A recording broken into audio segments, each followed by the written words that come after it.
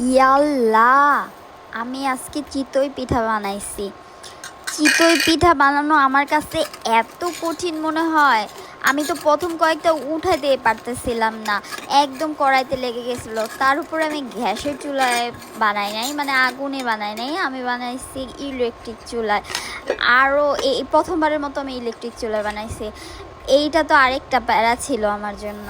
আমি জানিও না যে ইলেকট্রিক চুলায় পিঠা হবে কি হবে না, তারপরেও প্রথমবারের মতো ট্রাই করলাম, আলহামদুলিল্লাহ ভালো হয়েছে। আমি তো দোয়া করতেছিলাম, হি আল্লাহ ভালো যেন হয়, হি আল্লাহ হি আল্লাহ করে দোয়া করতেছিলাম।